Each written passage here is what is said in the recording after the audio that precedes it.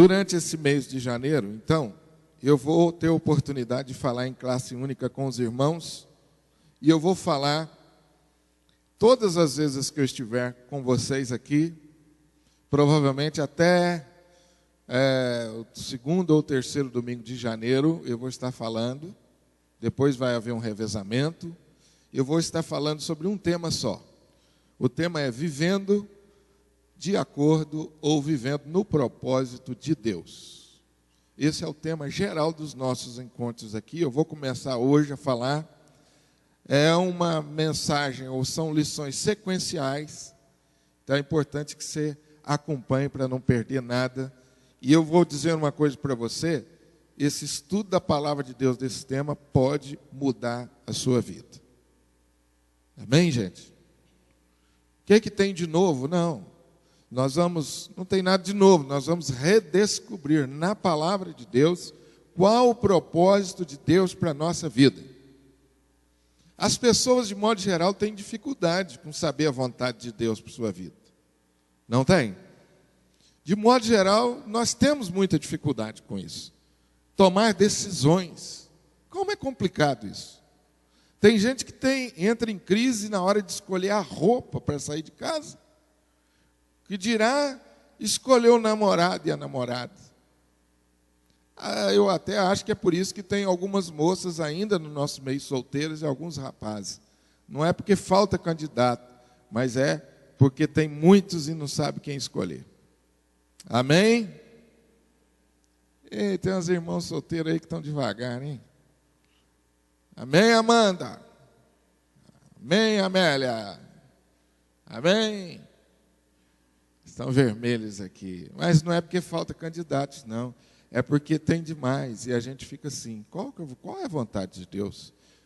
Na hora de escolher a profissão, então, chega a época do vestibular, os meninos entram em crise. Tem pai que tem que pagar psicólogo para os meninos para saber qual é a profissão.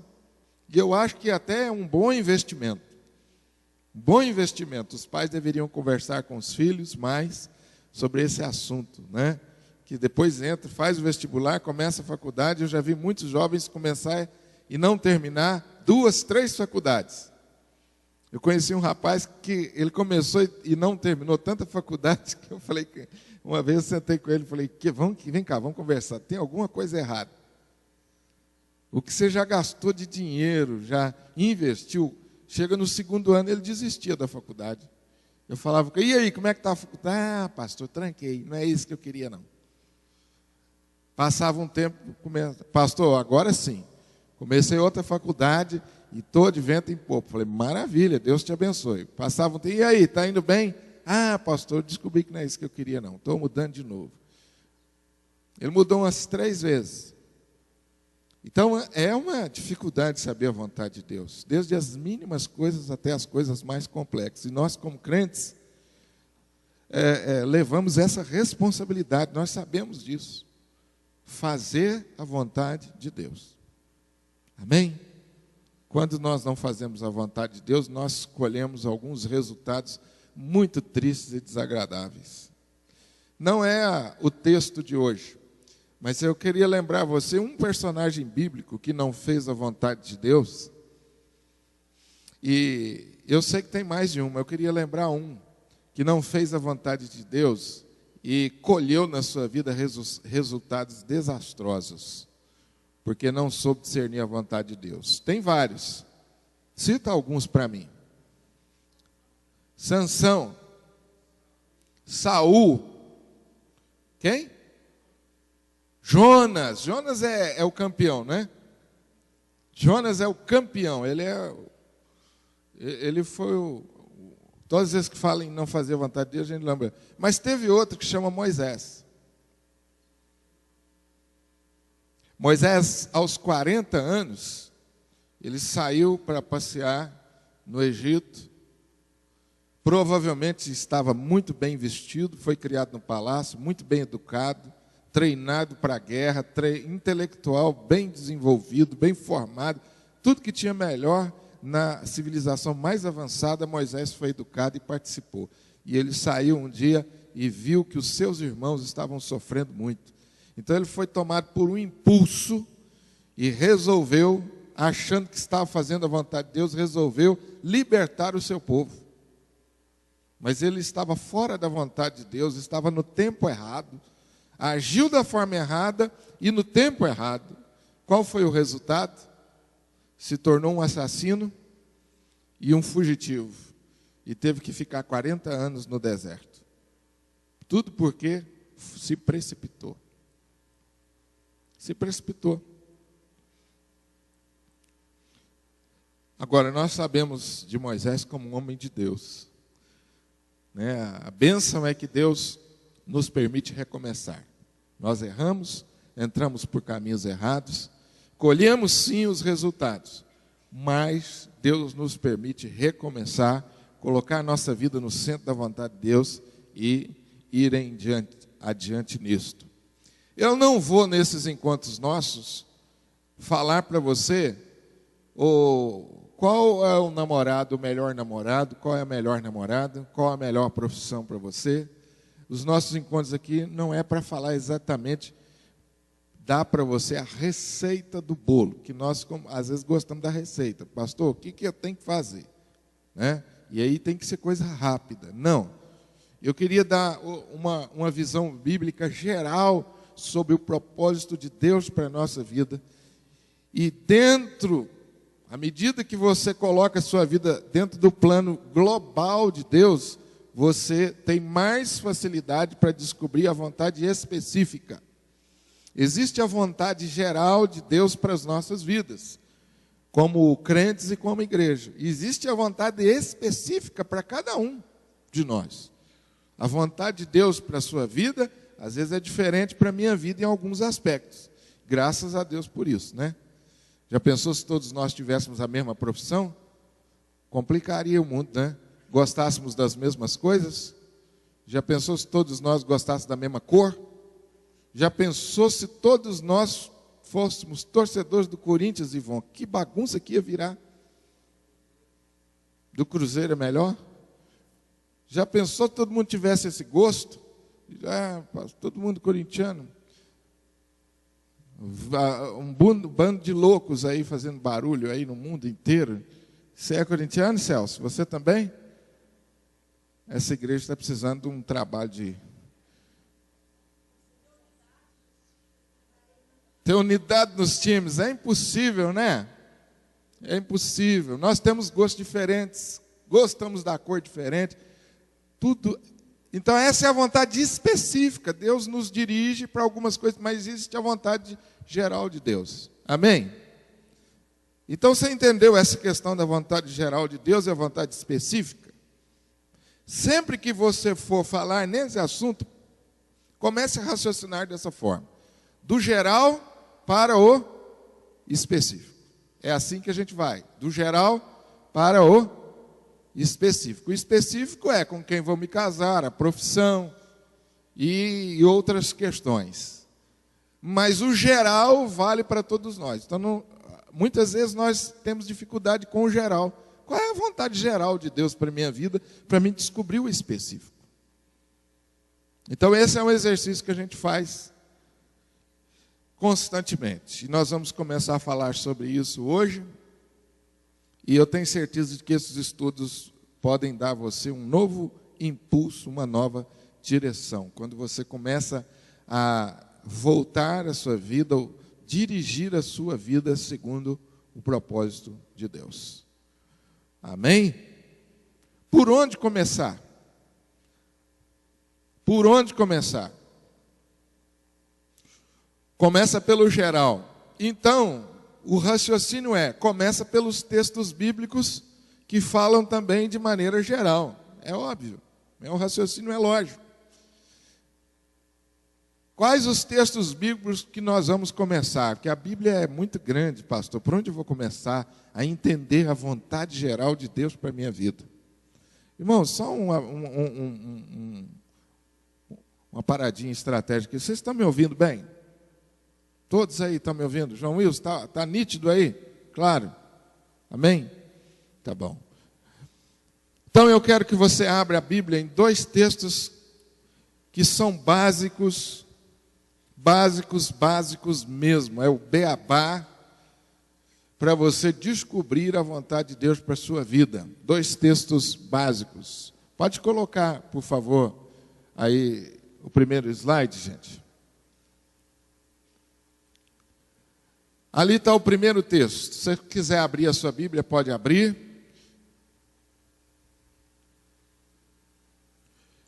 Se não trouxe a Bíblia, você vai ler comigo esse texto.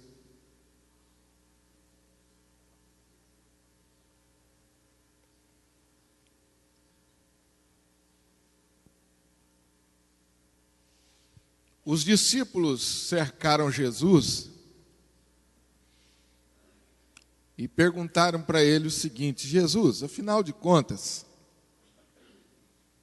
qual é o mais importante de tudo que o Senhor falou, de tudo que foi ensinado na lei, nos profetas? Qual é o mais importante? Os discípulos chegaram para Jesus e fizeram o que a gente às vezes faz para o professor. O professor José Maria deve estar cansado de ouvir isso. Faz um resumo para a gente, professor. Já viu o aluno falar isso? Aula de véspera. Faz um resumão, professor. Né? Tem esse negócio. Os discípulos não eram diferentes da gente, não.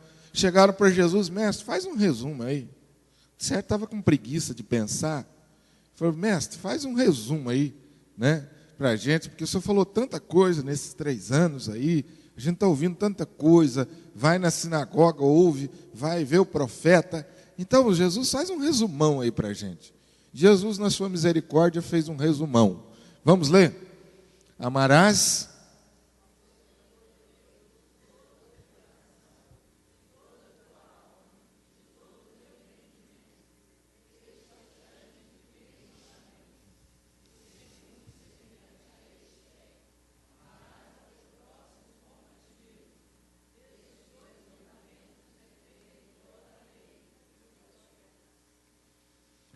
Então, esse foi o primeiro resumão que Jesus fez sobre a vontade geral de Deus para a minha vida e para a sua vida, e, consequentemente, para a vida da igreja.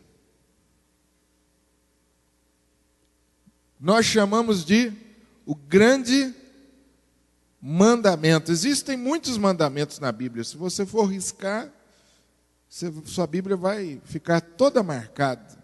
Mas existe um mandamento dado por Jesus que ele é muito geral, ele é muito amplo, ele envolve toda a nossa vida, envolve todo o nosso ser, envolve todas as atividades que a gente venha, porventura, praticar ou se envolver nesse mundo, nos mínimos detalhes.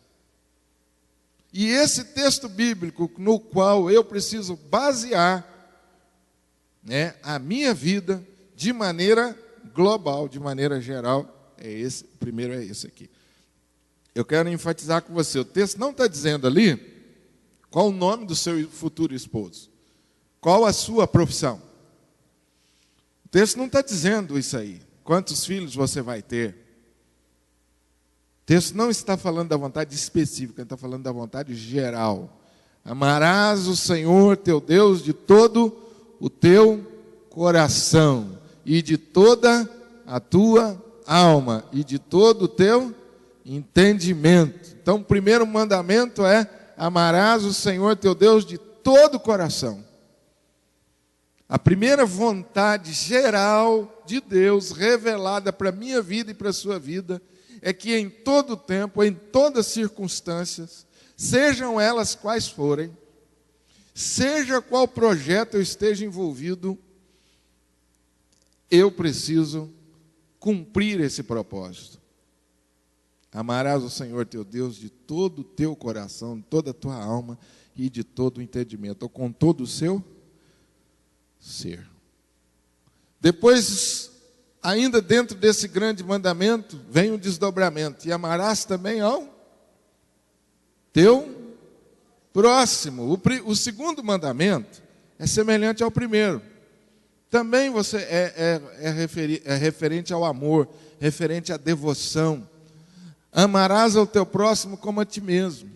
Desses 2 mandamentos depende toda a lei e os profetas. Percebe aí como que Jesus está de fato dando para nós uma orientação clara sobre a vontade de Deus desses mandamentos depende tudo que os profetas e tudo que está na lei. É a base. É a base sobre a qual eu vou construir a minha vida em todos os sentidos. Amor a Deus com toda a força e com todo entendimento.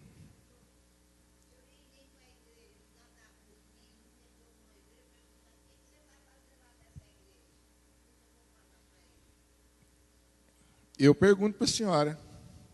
Eu que pergunto para a senhora. O que a senhora responde para ele?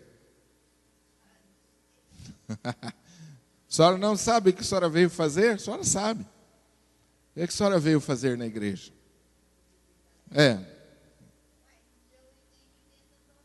Então, a senhora acertou na mosca. Nota 10, a senhora já passou de ano. Já pode receber o diploma. Tem muita gente que não sabe isso que a senhora falou. E por isso está perdido. Não sabe o que veio fazer no mundo e não sabe o que veio fazer na igreja, muito menos. Por isso esse assunto é importante.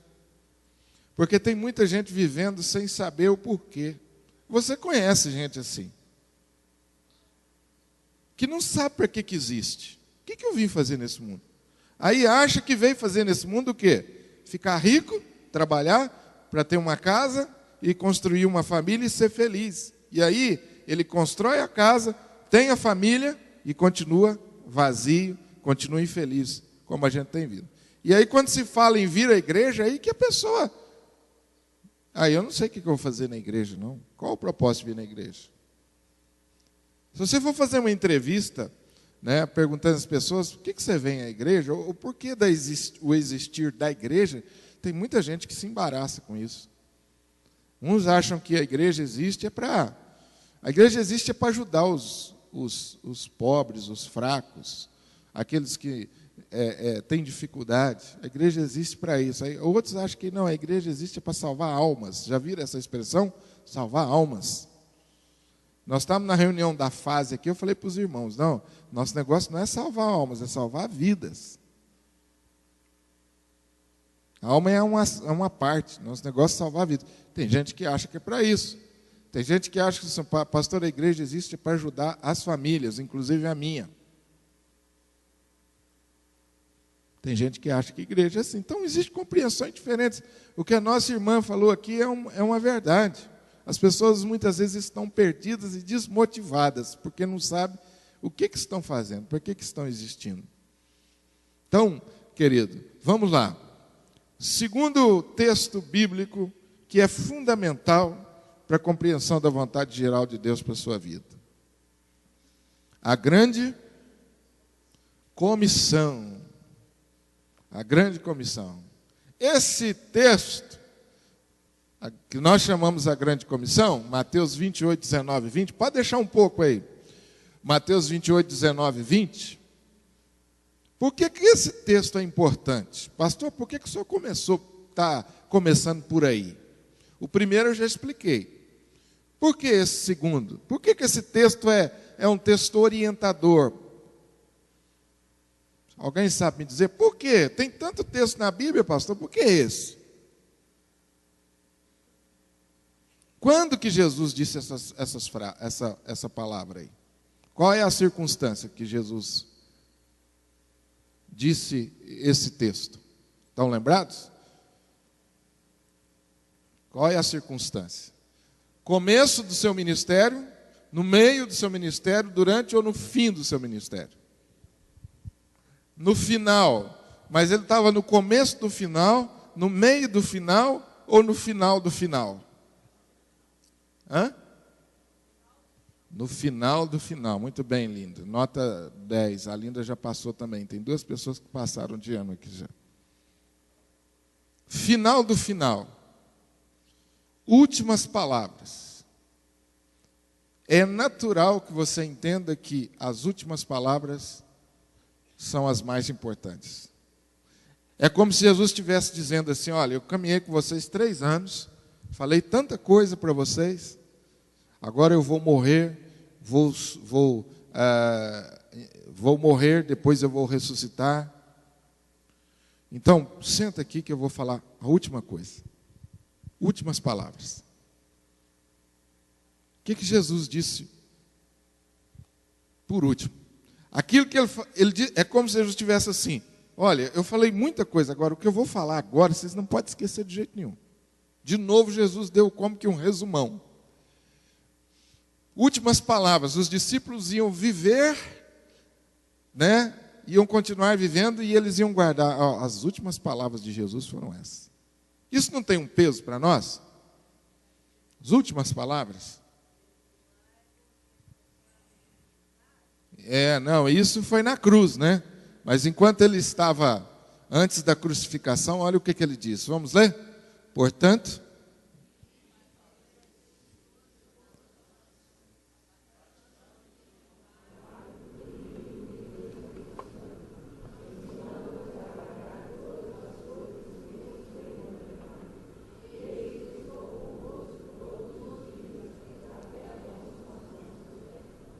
amém? Você deu uma olhada nesse texto e percebeu a importância dele? Portanto, é uma partícula de quê? Quem é bom em português aí? Essa partícula é o quê? De quê?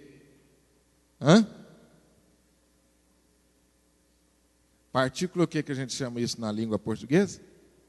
Conclusão, conclusiva. Falou, portanto, é porque já está na hora de encerrar. Está concluindo. Então Jesus, portanto, diante de tudo que eu falei, considerando tudo que eu falei, concluindo, ide por todo mundo, fazei discípulos de todas as nações, fazendo o que mais?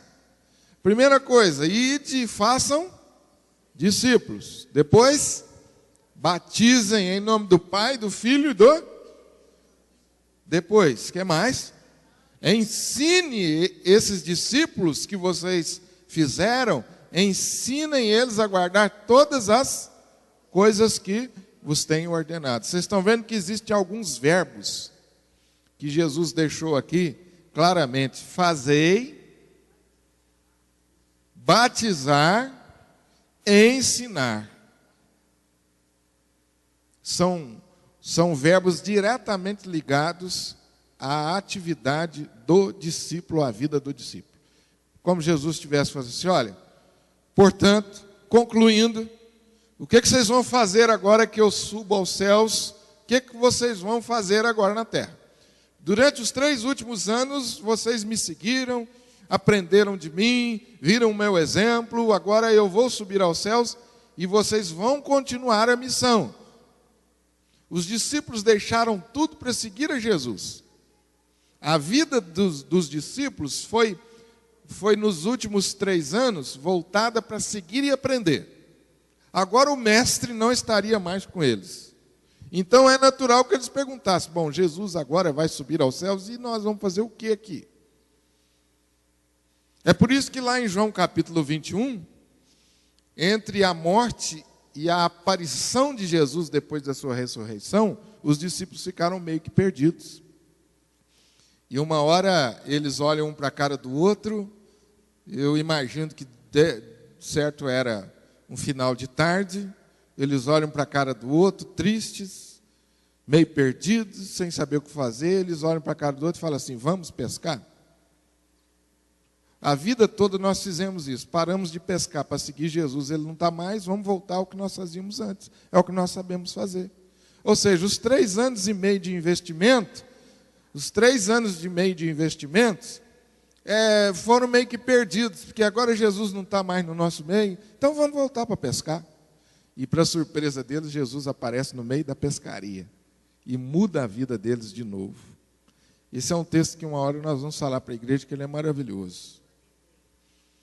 Então, nesse período aí, os discípulos ficaram meio que perdidos. E aí Jesus, então, diz a eles: portanto, ide, fazei discípulos de todas as nações, batizando-os em nome do Pai, do Filho e do Espírito Santo. O que mais?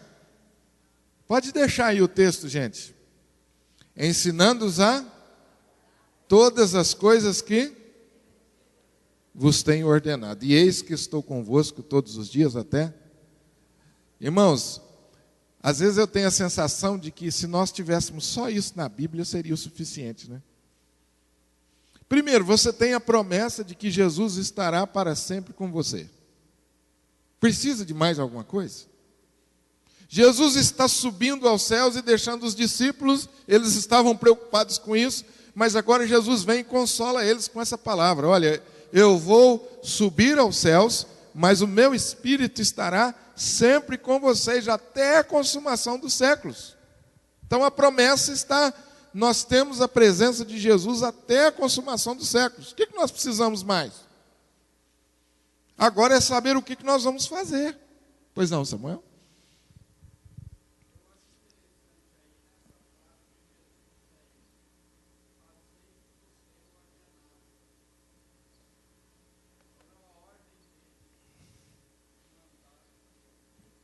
É uma ordem dele. E é uma ordem que envolve toda a nossa vida. Irmãos, eu queria, antes de continuar, perguntar a vocês. Até aqui, tranquilo? Faz sentido para você descobrir a vontade geral de Deus para a sua vida a partir desses dois textos? Tem muito crente que faz o seguinte: eu preciso saber a vontade geral de Deus para a minha vida, né? Me peça a Bíblia aqui. O que ele faz? Deus, me ajuda aí que o negócio está complicado. Aí ele abre aqui. Ó, Deus está falando comigo aqui. Não estou entendendo muito esse negócio não, mas Deus está falando comigo aqui. Aí, às vezes, procura alguém e fala: ó, Deus me deu uma palavra, mas eu não estou entendendo. Não, você não está entendendo é porque não foi Deus que te deu essa palavra. Você não está entendendo que você está olhando errado, está estudando errado. E aí a gente coloca a vontade da gente dentro daquele versículo. E às vezes a gente vê cada revelação de Deus que você fica por pensar, né? A pessoa coloca a vontade dele dentro do versículo e dá um jeito de que aquele versículo concorde com o que ele vai fazer, não é? Aí você olha o texto e Deus você entende o texto completamente diferente. Aí você fala para a pessoa assim: meu irmão, mas eu não estou entendendo isso aqui no texto. Aí a pessoa fica brava com você, mas você também, Deus não falou com você, foi comigo. Por isso que você não está entendendo. E às vezes a pessoa fica meio até chateada com a gente. Vai e faz o mesmo. Vocês conhecem essa história, né? O homem que queria saber a vontade de Deus, né? E abriu desse jeito. E Judas foi e enforcou-se. Aí a pessoa fechou a Bíblia e falou: Deus, eu estou falando sério. Abriu de novo, aí caiu naquele versículo: vai e faz o mesmo. Então você corre esse risco. Então esses dois textos são básicos. Vamos ler de novo? Amarás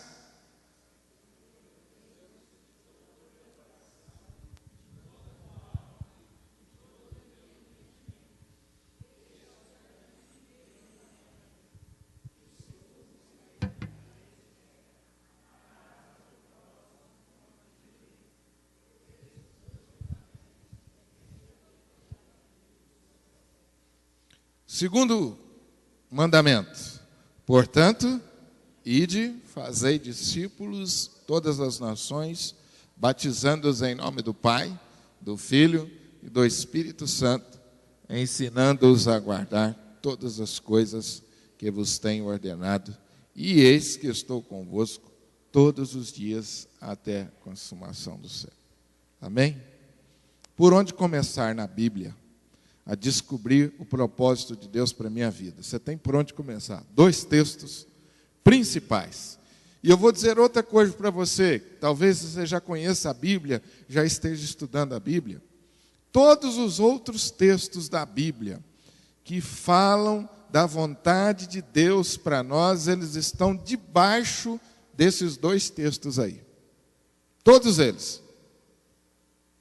Aí vamos lá. Pastor, eu estou na dúvida, qual a profissão que eu vou seguir? Né? Que eu vou falar? Qual a profissão que eu vou seguir? Né? Aí você pensa nas suas aptidões. que eu gosto de fazer, né? O que me atrai, o que eu me sinto assim impulsionado a fazer, que eu gosto e tal. Aí você escolhe a sua profissão. Mas aí você vai perceber que se você não colocar a sua profissão dentro daquela visão ali, você vai ficar desmotivado na sua profissão. Você vai ficar desmotivado. Ela encaixa ali. Por quê? Lá no seu trabalho, você se relaciona com as pessoas. Concorda comigo? Tem algum trabalho que a gente faz sozinho sem se relacionar com as pessoas? Não existe. Então, está ligado com o amor ao próximo, como a ti mesmo. Se você vai para o seu trabalho, seja ele qual for, e você não tem essa visão, você já terá problemas sérios no relacionamento. Amar a Deus sobre todas as coisas. Você nem sai de casa se isso não tiver no seu coração. Você a todo momento será vencido pelo pecado e pela sua cobiça, pela sua vaidade, pelos seus desejos carnais. Se amar a Deus de todo o seu coração não tiver como base para tudo na sua vida, para tudo, você acaba se envolvendo com o pecado e o pecado domina você. Porque no fundo nos dá essa força para vencer o pecado? É o fato de que nós, como crentes, sabemos que o nosso compromisso básico é com Deus. Você não está sendo vigiado muitas vezes. As pessoas não estão te vigiando. Não tem um inspetor, não tem um investigador. Então, você viajou, mudou de cidade, está lá sozinho, ninguém conhece você. O que vai segurar você como crente? É o fato de que você ama a Deus. Isso é o básico. Tem ninguém te vigiando, mas você sabe que os olhos de Deus estão sobre a sua vida. Você tem um compromisso de amor com Ele. Então, tudo que você vai fazer ou pensar na sua vida, seja o que for, desde uma profissão, o namoro, tudo está ali dentro. Não tem como.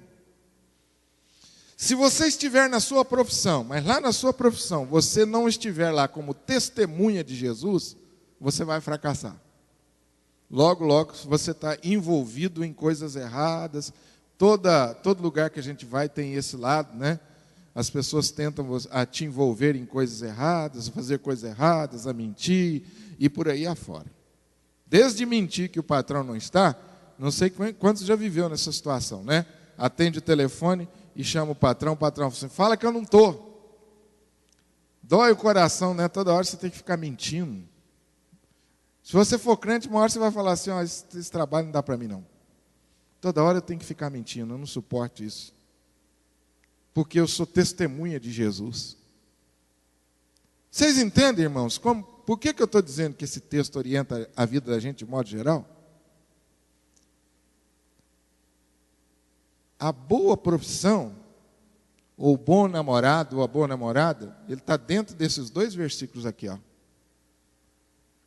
Aqui não está falando se os olhos são azuis, aqui não está falando se é uma loira, se é uma morena, porque isso é uma vontade específica, mas a vontade geral está dizendo.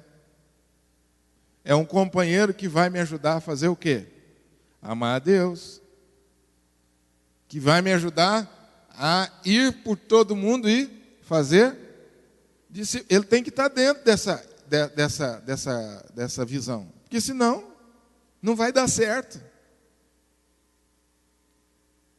Vocês estão me entendendo? Amém, gente?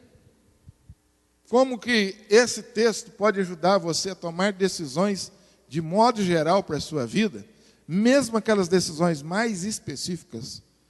Eu tenho duas propostas de emprego, uma é aqui, outra lá no Amazonas, que vai mudar radicalmente a minha vida profissional. Eu preciso decidir, e acabei citando o exemplo do Murilo, da Rafaela. Foi lá para o Amazonas, né, Murilo?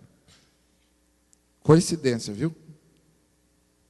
Uma mudança radical.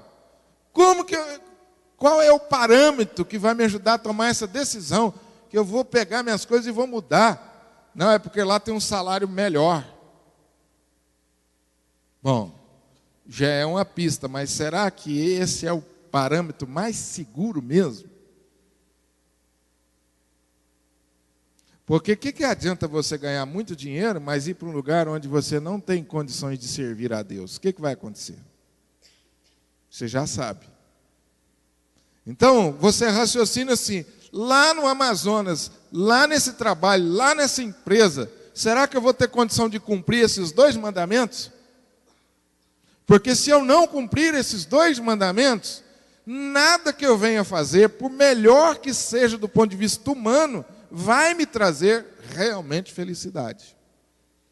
Romanos 12, 1 e 2 diz o quê? Que a vontade de Deus é boa, agradável e perfeita. Rogo-vos, pois, irmãos, que apresenteis os em sacrifício santo e agradável. Deus está dizendo, apresente todo o seu ser, sua mente, as suas emoções, os seus sentimentos, coloque isso como culto a Deus. Ou seja, que toda a sua vida e todo o seu ser seja para agradar a Deus. Não encaixa ali? Não encaixa ali? Então, apresentar o seu ser a Deus, apresentar tudo que você faz, envolve o seu trabalho, envolve o seu lazer, envolve todas as suas atividades. Apresentar o seu ser a Deus é o esforço que você vai fazer para cumprir a vontade de Deus e viver de acordo com o propósito dele. Esse é o apresentar do seu corpo. Diariamente você faz isso. Você se esforça para cumprir a vontade de Deus e viver conforme o propósito de Deus. É ou não é? Todos os dias, essa é a preocupação nossa. Você abriu os seus olhos, o que vem à sua mente é isso. Você vai se esforçar para viver, para agradar a Deus, ou você vai se esforçar para viver dentro do propósito de Deus. E aí você pergunta, pastor, qual é o propósito de Deus? De modo geral está aqui. Que você ame a Deus, que você ame o seu próximo, que você faça discípulos, que você batize discípulos e que você ensine esses discípulos a guardar todas as coisas. Aí o próprio Deus? Pronto. Se ele for para a decisão dele tem que encaixar ali, não. Eu já percebi que lá na Amazonas eu vou ter condição de amar a Deus, vou ter condição de amar o meu próximo, vou ter condição de servir a Deus, dar um bom testemunho. Aí, meu irmão, já tem uma grande chance de dar certo. Já tem uma grande chance de dar certo. E é interessante quando Deus faz o contrário com você. Ele mostra para você que em determinado lugar, em determinada situação, você vai cumprir o seu plano, mas ele diminui o seu salário. Aí você fala assim, mas espera aí. Porque a categoria humana é o quê? O que o homem pensa? Não, eu vou mudar de emprego porque, em primeiro lugar, eu vou ganhar mais. Esse é o raciocínio. Aí quando você fala para a pessoa assim, não, eu estou mudando de emprego, aí a pessoa fala assim, conseguiu um emprego para ganhar mais, né? Não para ganhar menos. Como assim? Você ficou doido? É porque você raciocina diferente das pessoas que não têm Jesus. Porque as pessoas que não têm Jesus não têm nenhuma preocupação em viver de acordo com o propósito de Deus. Isso é uma preocupação que Deus colocou no teu coração e vai ser até a morte. Tudo que você vai fazer. E isso evita da gente entrar em cada enrascada, irmãos. Isso ajuda a gente a manter o foco. Isso mantém a gente motivado. Porque aí você muda de cidade, você vai lá para o Amazonas, que é um clima diferente, um povo diferente, mas você continua motivado. Porque o seu propósito ali não é meramente financeiro, não, o seu propósito é servir a Deus, então Deus vai honrar você. E aí você vai ter motivação. Quem vive de acordo com o propósito de Deus, nunca perde a alegria, nunca perde a motivação. Está sempre animado. É por isso que você vê o nosso querido apóstolo Paulo dando para nós um exemplo extraordinário disso. Um homem que não desistia nunca. Estava solto, ele vivia de acordo com o propósito de Deus. Prendia o homem continuava alegre, animado, motivado. Você pergunta, mas qual o segredo desse homem? O segredo dele é que sempre ele vivia de acordo com o propósito de Deus. Então, quem vive de acordo com o propósito de Deus não se desanima. Moisés sofreu duramente 40 anos, porque fez algo que estava completamente fora do propósito de Deus. Sofreu. Imagina o sofrimento de Moisés, 40 anos fugitivo no deserto. Agora, tem o outro lado, né? Como eu já disse, Deus, na sua misericórdia, transformou o coração de Moisés e depois, aos 80 anos, Moisés foi enviado dentro do propósito de Deus, na hora de Deus, no tempo certo, e aí Moisés fez o que fez. Foi o libertador do povo de Israel. Mas 40 anos atrás, como a gente fala no português claro, né? Quebrou a cara. Quebrou a cara. Um homem que foi criado na mordomia do Egito teve que parar no deserto e foi viver sozinho por muito tempo. Graças a Deus, ali ele encontrou uma família que o acolheu, né? Mas ele teve que pastorear ovelhas, teve que se submeter a um serviço que ele não estava habituado a fazer, e viveu no meio de uma família estranha no princípio, então teve diversas dificuldades. Por quê? Porque ele, naquele momento, ele não procurou fazer as coisas de acordo com o propósito de Deus. Sofreu por isso. Às vezes nós sofremos muito na nossa vida por isso, porque não levamos muito a sério essa questão de fazer as coisas de acordo com o propósito de Deus. Casamos errado, compramos, vendemos, separamos, divorciamos e fazemos tudo na nossa vida, e às vezes nós não temos esse foco na nossa vida. Viver de acordo com o propósito de Deus. Os jovens são muito desafiados nisso. Porque a gente na juventude é levado a escolher baseado em categorias humanas. O namorado, a namorada, a gente bate o olho assim e fala assim, nossa, que gato, hein? Esse é o príncipe que Deus tem para a minha vida. Olhou o quê? Os olhos azuis, olhou a aparência, nossa, mas que moça linda. Aí você pega essa moça bonita e coloca ela dentro desses 2 versículos aí. Se ela encaixar aí, tem chance. Agora, se não, você foge, porque é Dalila. E vice-versa. E às vezes a gente não gosta disso. Nossa, uma moça tão bonita dessa podia ser crente. Um moço tão simpático, só falta ser crente. Coisinha, pastor, um detalhezinho. O rapaz é a maravilha, olha lá. Que homem bonito, trabalhador, esforçado. Seu namorado só falta ser crente. Então falta tudo, né? E às vezes a gente corre um sério risco de começar o relacionamento fora desses padrões, e lá na frente a gente tem problemas. Às vezes Deus, na sua misericórdia, converte a pessoa. Às vezes converte. E se não converter? Você tem uma encrenca para o resto da vida. Quem tem esposo ou esposa que não acompanha na igreja sabe como é difícil isso. Estou certo ou não, gente? Não é difícil isso? As mulheres lamentam muito, os homens lamentam muito isso. Agora, vamos olhar para esses 2 textos e vamos organizar melhor o nosso pensamento. E nós vamos aqui, nesses 2 textos, descobrir, de forma mais clara ainda, 5 propósitos de Deus para a nossa vida. Então, nós vamos destrinchar esse versículo. Primeiramente, amarás o Senhor teu Deus de todo o coração. Amar o Senhor teu Deus de todo o coração é adorar a Deus. Quando a Bíblia fala amar de todo o coração, ela está falando da nossa devoção, na nossa entrega, na nossa rendição. Tudo aquilo que nós somos e aquilo que nós temos, nós oferecemos a Deus de coração.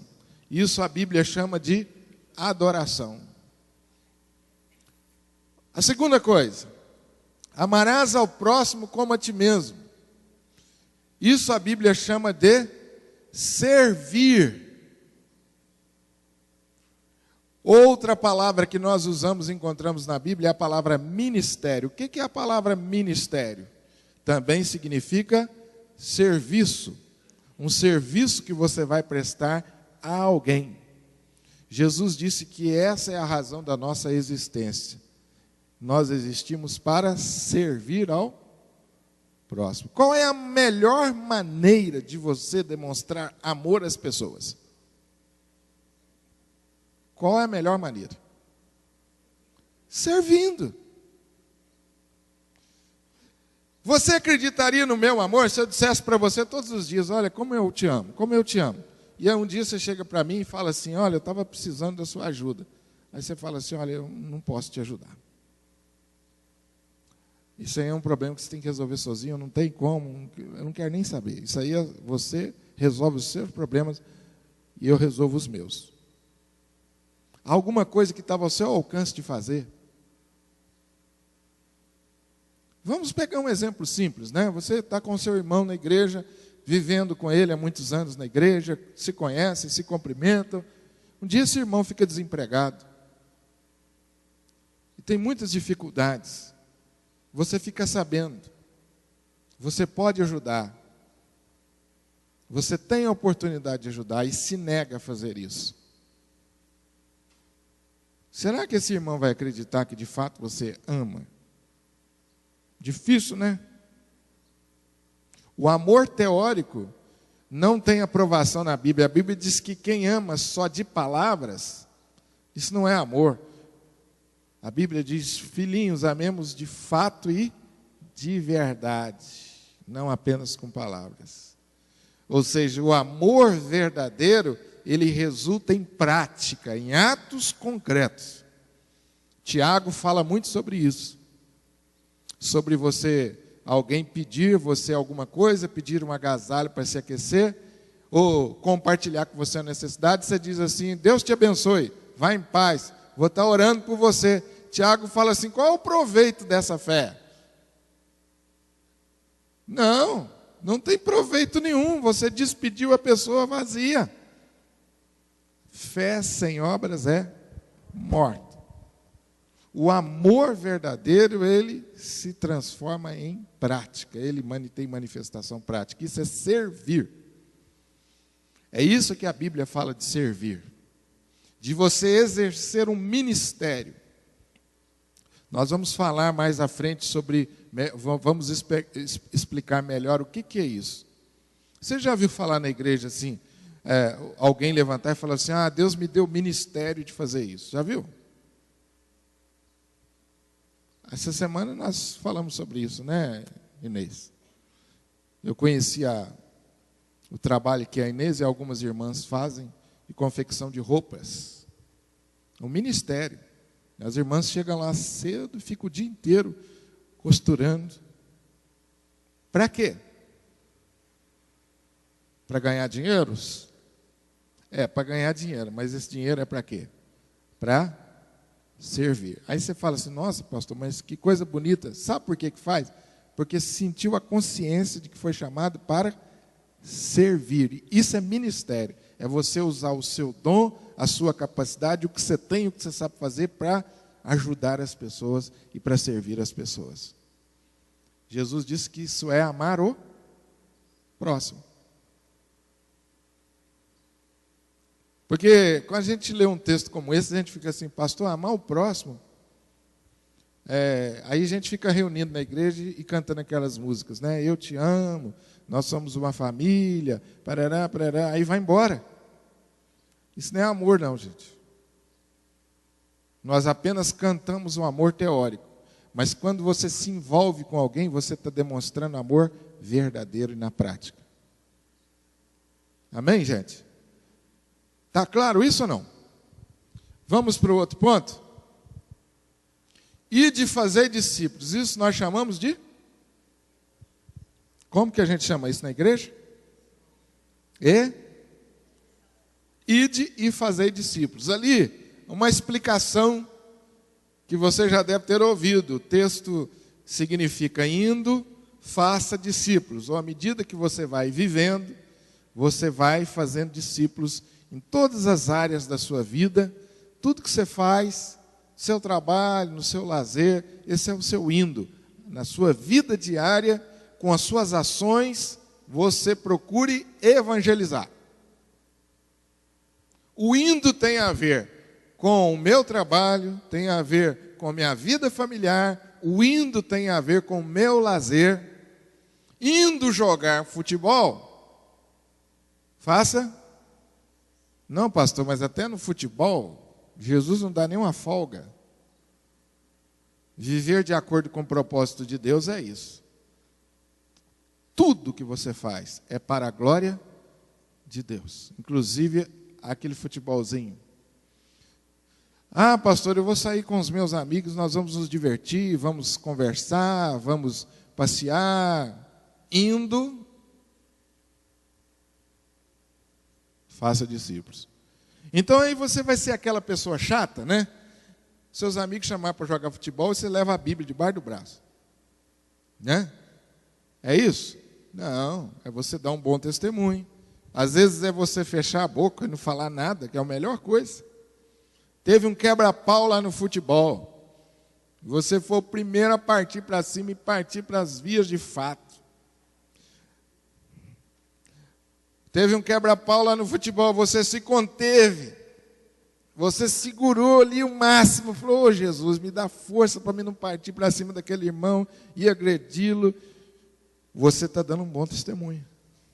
Você tá jogando futebol e dando um bom testemunho. Né?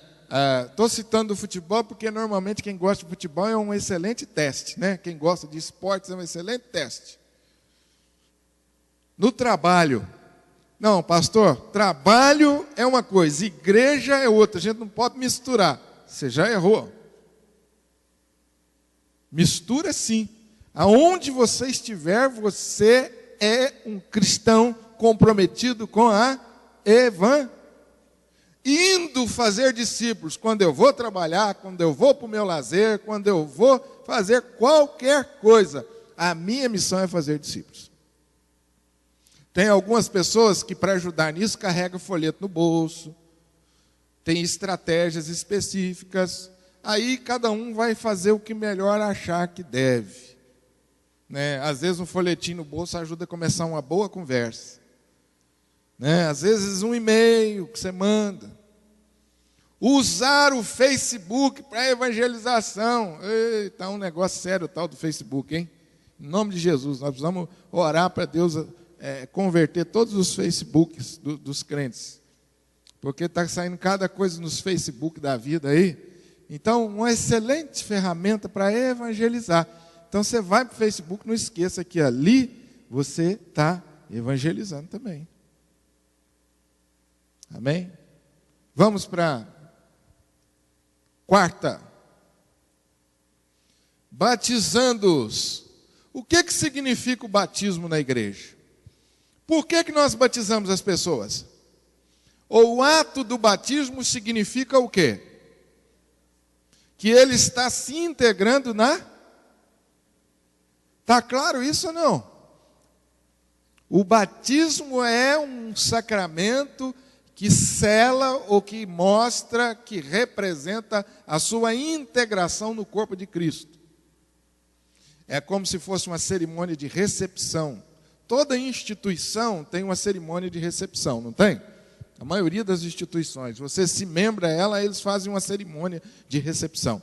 A cerimônia de recepção do crente é o batismo e a profissão de fé. Então, quando Jesus diz assim, batizando-os, significa assim, eu evangelizei e eu também coloquei ele dentro do corpo de Cristo, ou eu ajudei a integrá-lo no corpo de Cristo. Aí você vai dizer assim, pastor, mas não é só pastor que batiza? É, só pastor que batiza, principalmente na igreja presbiteriana, na maioria das igrejas. Então, nós não estamos falando aqui do batismo ritual, nós estamos falando de você ser usado por Deus para integrar a pessoa na igreja, fazer ela se envolver, ajudar, facilitar. Muitas vezes a gente acha que o nosso papel é apenas trazer a pessoa para a igreja. Joga ela aqui e ela se vira. Não, nosso papel é integrar a pessoa na igreja. E, por último, ensinando-os a observar ou a guardar todas as coisas. Como nós chamamos isso? Discipulado. O que é o discipulado na igreja? A pessoa recebeu a Cristo como Salvador e agora você vai ensinar para ela os passos básicos da fé. Como caminhar com Jesus. Quem já fez discipulado aqui tem uma experiência? Uma, quem mais? 2, 3, 4, joia. O que você faz no discipulado?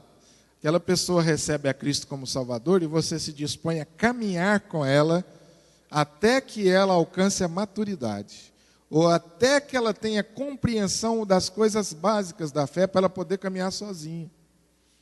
Fortalecimento da fé da pessoa que inicialmente uma fé pequena, incipiente, a pessoa não entende muitas coisas, não sabe abrir a Bíblia, não entende a Bíblia, a pessoa não sabe orar, mas você vai discipular aquela pessoa, você vai ensinar ela a entender e a guardar as coisas que Jesus ordenou. Isso faz parte do nosso trabalho também. Eu pergunto aos irmãos, qual dessas áreas aí, ou todas elas, nós estamos atingindo? Estamos atingindo todas essas áreas? Você, como crente, está atingindo todos esses propósitos? Quantos aqui vivem para adorar a Deus? Já entenderam isso? Amém. Quantos aqui demonstram na prática o amor ao próximo? Quantos estão evangelizando? Quantos estão facilitando a entrada de outros na igreja? Quantos estão praticando o discipulado? Viver dentro do propósito de Deus é você alcançar esses 5 alvos. É você alcançar esses 5 alvos. O plano de Deus não é que você termine um e comece outro. Não, eu vou adorar a Deus, depois que eu adorar a Deus, aí eu vou começar a discipular as pessoas. Não, essas 5 coisas você pratica o tempo todo na sua vida. Tudo que você é, tudo que você faz, é para a adoração a Deus. Todos os seus gestos precisam ser gestos de amor para com o próximo. Qualquer ação sua precisa ser visando a evangelização daqueles que não têm a Cristo. Por isso Deus colocou alguns do seu lado. Quantos aqui tem pelo menos uma pessoa do seu lado diariamente que não tem Jesus? Todos nós, não é? Temos pelo menos um. No nosso trabalho, na escola ou no lazer. Nós temos pelo menos um amigo que não tem Jesus. Sabe por que você é amigo dele? Deus colocou essa amizade ou fez esse relacionamento para você evangelizá-lo. Porque você é a única pessoa que pode evangelizá-lo, falar de Jesus para ele. Por isso vocês são amigos. Você é a resposta de Deus ao problema dele, à necessidade dele. Por isso que vocês estão tanto tempo juntos. Para você ser testemunha para ele. Discipulado. Ensinar. Isso existe várias maneiras de você discipular. Várias maneiras. Mas normalmente o discipulado é feito de forma pessoal. É um discipulando mais um. É você se dispondo a formar um discípulo obediente, temente a Deus e maduro na fé. Meus irmãos, o maior desafio da igreja nos nossos dias, hoje, é a questão da maturidade na fé. As pessoas estão chegando para as igrejas, mas muitos chegam, recebem a Cristo e param por aí. E é aquilo que Paulo falou lá em Coríntios, né? Estão vivendo na infância. Estão há muito tempo na igreja, mas são bebês na fé. Por quê? Porque não cresceram, não se desenvolveram na fé. E isso é algo que nós, como igreja, precisamos nos preocupar. A igreja tem alguns ministérios para isso. A escola bíblica dominical aqui é um dos ministérios que a igreja tem para ajudar o crente a crescer na fé. Então, nós nos reunimos aqui, estamos aqui, vocês estão sentados aí ouvindo a palavra, nós estamos estudando a palavra, você está raciocinando, você está procurando guardar essas coisas, você está olhando para a sua vida. Todo esse processo é um processo de maturidade, de crescimento espiritual. Você pega o conhecimento e agora você vai colocar esse conhecimento em prática. E isso faz parte do seu desenvolvimento na sua fé. Então, vocês estão aqui hoje sendo discipulados. Só que esse discipulado de hoje, de manhã, ele é um discipulado coletivo. O discipulado mais eficaz é aquele que é 1 a 1. Eu, como crente já maduro, preciso me responsabilizar em discipular aqueles que estão chegando na fé e são mais novos na fé. Amém, gente? Perguntas? Observações? Perguntas? Nós vamos trabalhar cada um desses propósitos de forma mais específica. Mas hoje eu queria ficar apenas com vocês no geral. O propósito de Deus para a nossa vida. Os 5 propósitos gerais de Deus para a nossa vida. Tudo, meu irmão, minha irmã, tudo que você for fazer, tudo, você consegue encaixar ali. Não tem nada que você faça na sua vida que você não possa praticar todas essas 5 coisas. Uma hora você vai praticar um pouco mais uma, outra hora você vai praticar um pouco mais outra, mas de modo geral a sua vida inteira será voltada para esses 5 propósitos. Amém? Pois não, meu irmão?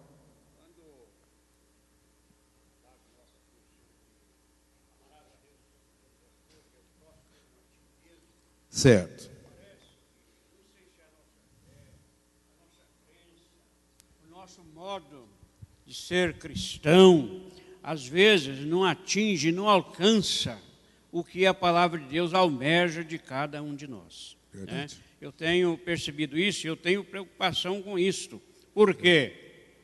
Nós tínhamos que entregar a nossa vida total para o Senhor Jesus. E nós não temos, às vezes, a coragem de dizer, Senhor, eu te entrego total, e entregar mesmo. Porque falar só por falar não resolve. Né? Aí Deus não ouve. A mesma coisa do perdão do pecado. Se eu cometi um pecado, e eu pedi perdão por aquele pecado, e eu nunca mais vou praticar aquele pecado, eu arrependi de verdade, de coração, Deus me perdoa. Mas se eu não arrependi de coração e fiquei na dúvida, eu já não sou perdoado. Então, é um caso muito sério que acontece na nossa vida, na vida da igreja. Eu nasci no Evangelho, você também nasceu no Evangelho, eu sei. E às vezes nós temos essas dúvidas, que eu tenho preocupação. Muitas vezes pode atrapalhar a nossa vida para com Deus. Né? E a nossa vida também no mundo, porque nós aqui, é isso que você falou e agora. Né? Nós temos que pregar o Evangelho e viver a vida dentro do Evangelho, porque nós precisamos pregar a vida pregar o Evangelho até com a vida. Sem dúvida. Às vezes não só com palavras, às vezes eu não tenho palavra suficiente para pregar o Evangelho, mas com a vida eu prego o Evangelho às vezes até melhor do que com a palavra. Sem dúvida. Então a gente tem sentido isso, que às vezes a igreja enfraquece nessa parte. E é um caso que a gente fica preocupado, eu preocupo um pouco comigo, porque cada um dá conta de si a Deus, né? Mas eu tenho observado isso, a nossa coragem é pouca de entregar tudo para Deus e entregar verdadeiramente. E outra coisa, amarás o próximo como a ti mesmo. Se nós não amamos a Deus sobre todas as coisas, como é que nós vamos amar o próximo como a nós mesmos? Tudo isso é uma preocupação que ocorre. Se nós não amamos o próximo como a nós mesmos, como nós vamos evangelizar? Não é? Estão vendo como essas coisas estão interligadas? Então não dá para você fazer assim, não, pastor, o meu ministério é discipulado. O resto eu não vou fazer, não. Esses 5 propósitos você faz o tempo todo na sua vida, você pratica e você foca nessas 5 coisas. É bom que dá certo, há um propósito para cada dedinho da mão, não tem como errar. O que envolve adorar a Deus? O que envolve servir ao próximo? O que envolve evangelizar? O que envolve ter comunhão? O que envolve discipulado? Aí você tem tudo na sua mão. Esse é um guia seguro para você viver conforme a vontade de Deus. Estou praticando essas coisas? Talvez hoje nós pudéssemos terminar a nossa lição olhando para essas 5 coisas e perguntar: aonde que eu estou mais fraco nessa área? O que eu preciso melhorar? Todos os meus atos estão sendo de fato para adorar a Deus? Todo o tempo, meu coração está voltado para adorar a Deus? Eu estou servindo ao próximo, de fato? Eu estou preocupado com as necessidades dos meus irmãos? Eu estou fazendo alguma coisa? A gente pede muito a Deus para dar a gente crescimento na área material, né? E às vezes a gente não usa o que nós temos no campo material para abençoar, para servir o nosso próximo. Essa é uma preocupação que nós precisamos ter. Pois não, Lina? Pastor, para edificação mesmo da igreja, eu gostaria de dar um testemunho aqui, que a minha família tem apoiado um casal, e o esposo, ele não é cristão e gostava muito de beber pinga mesmo, e a mulher, ela já conhecia o Senhor, mas com muitas lutas. E quando a gente dispõe na presença do Senhor, é uma coisa tão natural que a gente nem imagina que a gente está sendo usado na vida daquelas pessoas. Essa semana, ao conversar com esse moço, ele foi batizado domingo passado, nós não pudemos ir. Eles não estão na nossa igreja, mas eu louvo a Deus porque ele pôde converter. E conversando com ele, ele disse assim: vocês lembram aquele dia que vocês estavam na nossa casa, que teve um churrasquinho e tal? Aquele dia eu converti ao Senhor e pude entender que eu não precisava mais estar nos botecos bebendo, porque eu recebi o Senhor aquele dia quando vocês estavam cantando cânticos e leu a palavra e compartilhou um versículo comigo.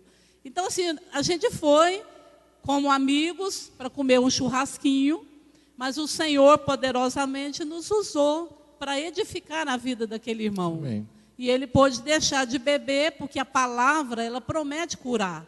E às vezes a gente compartilha um versículo, a gente canta e nem imagina como Deus pode estar usando a gente. Sem dúvida. Glória a Deus por isso. Existem várias estratégias, né? Uma que eu uso sempre é: de onde eu vou, eu gosto de fazer uma oração. Essa semana eu fui numa empresa resolver um negócio, estava até com o presbítero Sinomar. E aí, a hora que eu estava saindo, parecia que estava faltando alguma coisa. Aí, na hora, eu me lembrei, falei: eu não orei. Conversei com esse senhor 2 vezes, aí chamei ele para dentro da empresa e falei: chama seu filho lá. Ele ficou meio assustado. Eu falei: eu queria, antes de ir embora, fazer uma oração com você. Pastor, que bom. E aí nós terminamos orando. O presbítero Sinomar está falando: se você conhece ele de onde? Eu falei: nunca vi, primeira vez. É a minha estratégia. A sua pode ser diferente. Mas a oração, às vezes, abre espaço para você entrar numa conversa. Normalmente, as pessoas gostam de oração. Dificilmente uma pessoa vai falar: não, eu não quero que você ore por mim, não. Às vezes vai falar até meio assim, constrangido, né? Ele vai até deixar você orar. Mas não tem importância, ore a si mesmo. E aí pode abrir espaço para você evangelizar. A hora que eu saí, ele falou assim: pastor, não some não. Então agora eu saio de casa, passo na porta da empresa dele, vou parar o carro, de vez em quando eu vou entrar. Vou cumprimentá-lo. E na hora de ir embora eu faço a minha oração. Quem sabe não é alguém que Deus quer salvar. Então são oportunidades. O churrasquinho com um amigo não crente. Às vezes a gente faz tanta reunião com os crentes, né, Linda? A gente só se reúne entre os crentes, esquece de se reunir com os não crentes para fazer isso. Faz um churrasquinho em casa, convida o não crente, para ele ouvir o testemunho, conhecer a nossa vida, saber como que a gente é. Dessa forma você evangeliza. Qual dessas 5 coisas nós estamos praticando? Todas elas? Qual delas nós precisamos melhorar? Vamos investir e vamos procurar fazer o melhor possível. E dessa forma nós vamos estar vivendo dentro da vontade de Deus. Lembra, vontade geral, não vontade específica. Amém?